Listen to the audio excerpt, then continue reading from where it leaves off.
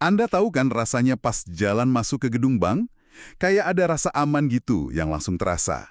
Ada satpam di pintu, kamera CCTV, terus berangkas baja tebal. Tapi, selamat datang di sesi penelusuran mendalam kita kali ini. Hari ini, kita bakal bedah tuntas keamanan bank saat uang Anda berubah jadi deretan angka di layar ponsel. Betul sekali. Nah, bayangkan kita berdua sedang mempresentasikan sebuah slide PPT langsung di depan Anda semua hari ini. Kita akan membedah materi dari kelompok 4 mengenai regulasi dan standar keamanan core banking system. Benar banget.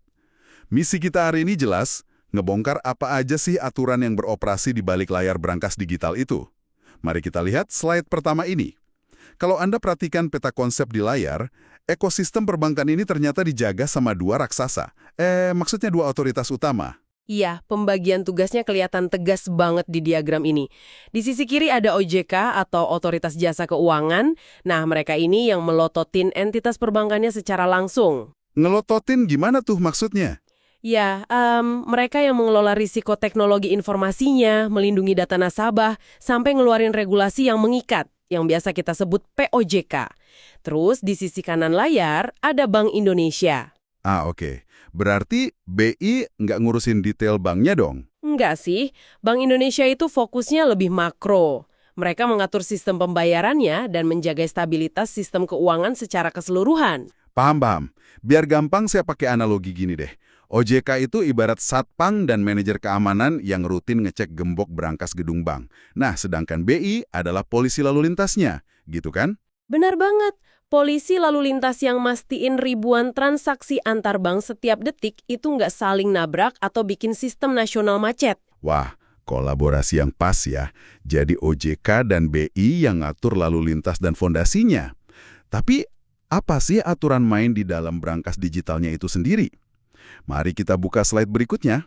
Di layar ini ada singkatan CIA. Ya, tapi ini bukan intelijen Amerika ya. Ini 3 pilar keamanan informasi perbankan. Confidentiality, integrity, dan availability. Kerahasiaan sih udah jelas, data Anda nggak boleh bocor kemana-mana. Oke, terus yang integrity ini apa? Nah, integrity itu keutuhan. Ini yang ngejamin kalau Anda transfer 1 juta rupiah, sistem bakal mastiin angkanya nggak berubah jadi 100.000 di tengah jalan gara-gara error atau dihack orang. Oh wow, itu penting banget sih. Terus yang terakhir, availability. UU PDP nomor 27 tahun 2022 itu ya? Tepat. Di situ diwajibkan bank buat dapat persetujuan nasabah, ngejaga keamanan data, dan ini yang paling krusial, wajib lapor kalau sampai ada kebocoran. Tunggu. Poin wajib lapor ini menarik sih. Prakteknya apa bank nggak takut reputasi mereka hancur lebur kalau mereka jujur ngaku kebobolan?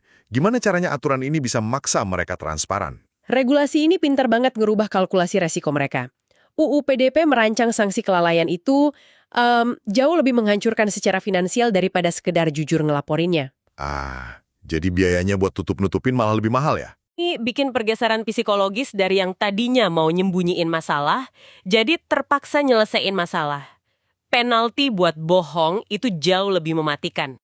Ancaman sanksi yang membangkrutkan ternyata emang lebih efektif ya buat maksa orang jujur. Tapi kan aturan di atas kertas aja nggak cukup kalau nggak ada yang ngecek. Betul. Makanya, mari kita balik ke slide berikutnya. Soal audit sistem informasi. Disinilah ujian sesungguhnya terjadi. Di diagram alur ini kelihatan ada audit internal sama eksternal ya? Iya, kepatuhan bank itu dipastikan lewat 2 lapis audit ini.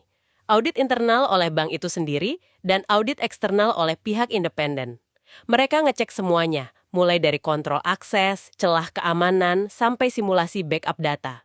Oh, simulasi kalau server mereka mendadak mati total gitu? Bener banget. Tujuan akhirnya, seperti yang dicetak tebal di layar kita, ya buat menghindari sanksi dan ngejaga kepercayaan Anda sebagai nasabah. Tapi pertanyaannya gini, auditor eksternal ini beneran tajam bisa bongkar celah nggak sih? Atau kadang cuma sekedar ya formalitas administratif biar dokumen laporannya kelihatan cantik aja? Jangan salah. Auditor eksternal ini kan firma independen yang juga mempertaruhkan lisensi operasional mereka sendiri loh. Oh, jadi mereka bisa kena ibasnya juga? Jelas dong. Kalau mereka kasih stempel aman buat sistem bank yang ternyata punya celah fatal, firma audit itu bakal ikut terseret hukum. Insentif inilah yang maksa mereka kerja objektif dan teliti banget.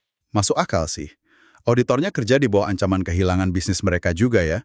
Nah, kalau kita simpulkan keseluruhan presentasi kita hari ini, semua regulasi, UU PDP, sampai audit berlapis ini, muaranya cuma satu. Yaitu menjaga kepercayaan nasabah. Betul. Jadi berangkas digital kita itu dilindungi oleh inspektor OJK, polisi BI, temok regulasi, sampai auditor independen. Sebuah ekosistem raksasa yang nggak pernah tidur demi mastiin deretan angka di ponsel Anda tetap utuh. Bener banget. Tapi ini menyisakan satu pemikiran provokatif nih buat Anda semua.